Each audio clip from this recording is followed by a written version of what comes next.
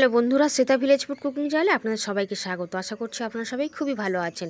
তো বন্ধুরা, আজকে আমি একটা দারুণ পিঠা রেসিপি নিয়ে হাজির হয়ে গেছি। আজকে বানাবো মাছ পিঠা, মানে মাছের মতন দেখতেই হবে এরকম একটা পিঠা।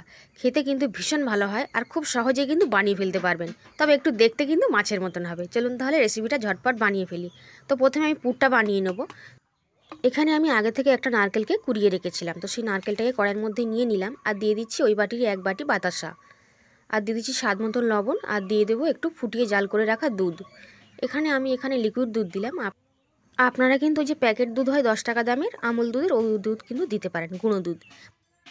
আর এখানে আমি বাতাসা দিয়েই পুরটা বানাবো, কারণ পুরটা একটু দেখতে লাল রঙের হবে। আপনারা গুড় দিয়েও বানাতে পারেন, যেমন খুশি একটা পুর কিন্তু বানিয়ে নিলেই হবে।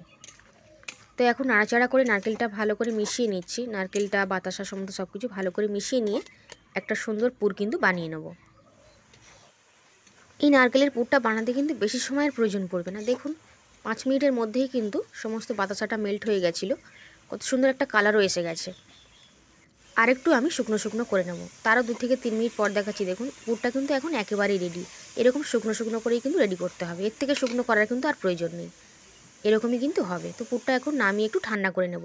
কড়াইটা খুব ভালো করে পরিষ্কার করে নিয়েছি, আর একটা বাটি মেপে ওই বাটিরই 2 বাটি পরিমাণে জল দিয়ে দেবো।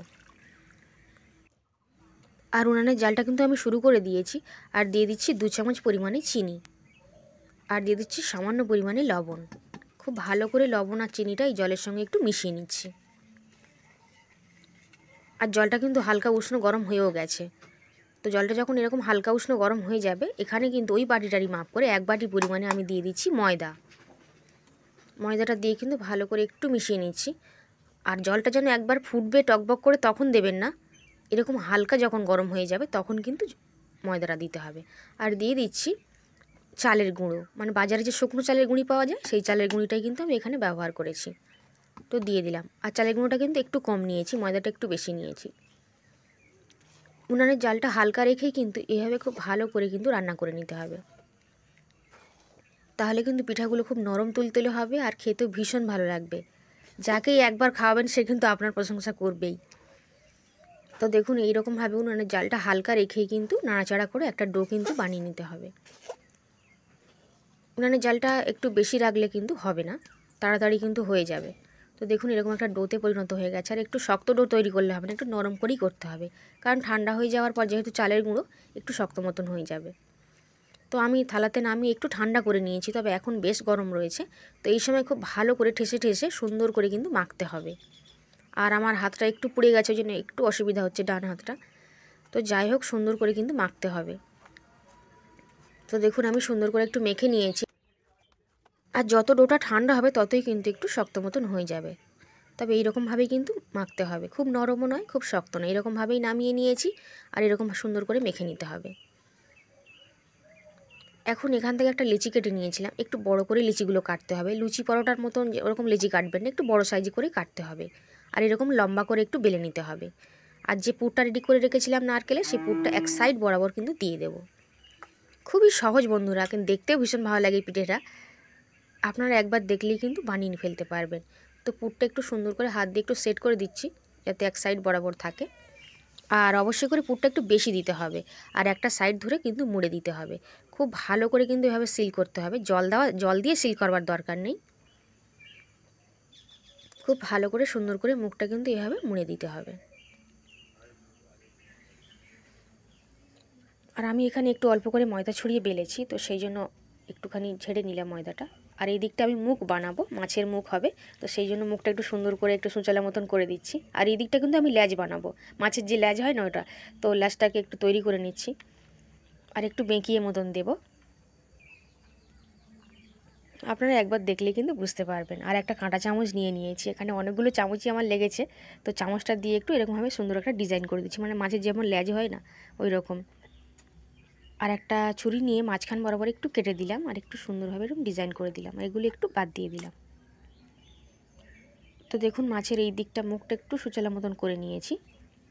আর এখন কিন্তু দেখতে অনেকটা মাছ মাছ মতন মনে হচ্ছে, তাও মনে হচ্ছে না, এখন দেখুন মনে হবে। এবার একটা ছোট্ট করে অংশ কেটে নিয়েছি, আর এখানে কিন্তু এরকম বসিয়ে নিলাম। আর আমার কাছে এখানে মানে লবঙ্গ ছিল না, লবঙ্গ দিলেও কিন্তু হয়, তো তো ছিল না, তো সেই জন্য আমি এখানে 5 ফোড়নের মধ্যে যে কালো জিরে পাওয়া যায় না, ওই সেই কালো জিরে আমি দিয়ে দিচ্ছি। মাছের একটা চোখ বানিয়ে নেব, আর একটা হাতা নিয়ে নিয়েছি, এইভাবে একটা ডিজাইন করে নেব। দেখবেন পুরোপুরি কিন্তু মাছের মতনই দেখতে হবে, মাছ কিন্তু এরকমই দেখতে হয়। তবে এটা কী মাছ আমি বলতে পারবো না, তবে আমার মনে হয় গোল্ডেন ফিশ হয়, আমেরিকান গোল্ডেন ফিশ, সেরকমই ওরকম একটা মাছ হবে। আর এখন মাছের মুখটা আমি সুন্দর করে বানিয়ে নিয়েছি, আর এবার মাছের পাখনাগুলোকে বানিয়ে নেব। তো একটা ছুরি নিয়ে নিয়েছি, আর এই সামনে বরাবর যে মাছের বুকে যে পাখনাগুলো থাকে সেগুলোকে বানিয়ে নেব।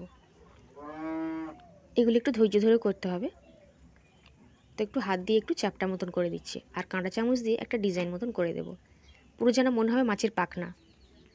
একটু সময় নিয়ে ধরলেই মানে কাজটা কিন্তু করা যায়, দেখতে ভালো লাগে, আর পিঠেগুলো খেতে তো ভীষণ ভালো হয়। এখানেও একটা পাখনা থাকে, তো সেই জন্য আমি এখানেও একটা পাখনা কিন্তু সুন্দরভাবে বানিয়ে দিলাম। তো মাছের এবার পিঠের উপর একটা পাখনা থাকে, সেটা বানিয়ে দিচ্ছি।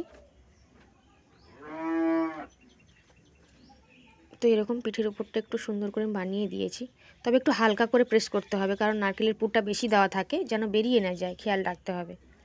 তো একটা কাঁটা চামচ দিয়েও ডিজাইন করে দিলাম। এবার একটা চামচ নিয়ে নেব, নিয়ে মাছের যে আঁশ হয় সেই আঁশের ডিজাইনটা করে দেব।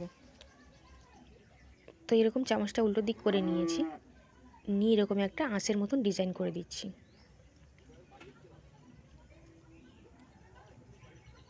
এবার দেখুন কতটা সুন্দর দেখতে লাগছে।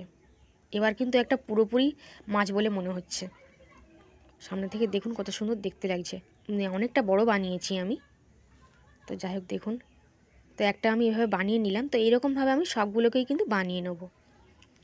তো আমি সবগুলো মাছকে বানিয়ে নিয়েছি, আর এরকম একটা ফুটো থালা নিয়ে নিয়েছি, তার উপর রেখে দিচ্ছি। এটা সবথেকে বড় মাছ হয়েছে, এটা একটু মাঝারি হয়েছে।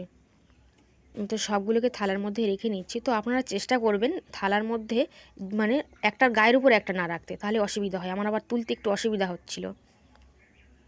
তো যাই হোক এরকমভাবে রেখে নিলাম, কারণ অনেকগুলো হয়েছে, 5টা মোট হয়েছে। এবার এগুলোকে ভাপিয়ে নেব, ভাপিয়ে নিলেই কিন্তু রেডি। তো ভাপানোর জন্য আগে থেকে জল আমি বসিয়ে দিয়েছিলাম, জলটা গরম হয়ে গেছিলো। তো তার মধ্যে থালাটা বসিয়ে দিলাম, দিয়ে ঢাকনা দিয়ে ঢেকে দেবো। 15 থেকে 20 মিনিট এভাবে ভাপিয়ে নিলেই কিন্তু মাছ পিঠাটা রেডি হয়ে যাবে। ঢাকনা দিয়ে ঢেকে দিচ্ছি। কিছুক্ষণ পর দেখুন ফিরে এসেছি, ঢাকনাটা খুলে নিয়েছি। খুব ভালোভাবেই কিন্তু এগুলো ভাপানো হয়ে গেছে, পিঠেগুলো হয়ে গেছে। তো অনেকক্ষণ রেখে দিতে হবে ঠান্ডা অবস্থায়, ঠান্ডা করে নিয়ে তারপর কিন্তু আপনারা এগুলোকে বার করতে পারবেন। নিয়ে একটা প্লেটের মধ্যে নিয়ে নিয়েছি। প্রত্যেকটা পিঠাই দেখুন ভেঙে যায়নি, কত সুন্দর হয়েছে কিন্তু, আর খুব সুন্দরভাবে রেডি হয়েছে, আর কতটা নরম এবং তুলতুলে হয়েছে দেখুন। দারুণ কিন্তু খেতে হয়, আর দেখতেও কিন্তু ভীষণ ভালো হয়। আজকে মাছ পিঠা রেসিপিটা কেমন লেগেছে কমেন্ট করে অবশ্যই জানাবেন। আর হাতে একটু সময় থাকলে, এখন শীতকাল তো রয়েছে, এই পিঠাটা বানিয়ে খেয়ে দেখতে পারেন। আশা করি আপনাদেরও কিন্তু ভীষণ ভালো লাগবে, আর বাড়ির সবাই লোক তো খুবই পছন্দ করবে। আর যদি ভিডিওটা ভালো লেগে থাকে অবশ্যই করে কিন্তু লাইক করে দেবেন। চ্যানেল নতুন এসে থাকলে চ্যানেলটিকে সাবস্ক্রাইব করে নেবেন। যে বন্ধুরা আমার এই ভিডিওটাকে দেখলেন আপনাদের সময়গুলো নষ্ট করে, তাদের কিন্তু অসংখ্য ধন্যবাদ। এখন একটা পিঠাকে কিন্তু ভেঙে দেখিয়ে দিচ্ছি, দেখুন কতটা সুন্দর কিন্তু পিঠা হয়েছে, আর খেতেও বন্ধুরা দুর্দান্ত হয়েছে। আজ তাহলে এই পর্যন্তই, আবার হাজির হয়ে যাব আমি অন্য কোনো রেসিপিতে। ততক্ষণ আপনারা সবাই খুবই ভালো থাকবেন আর সুস্থ থাকবেন।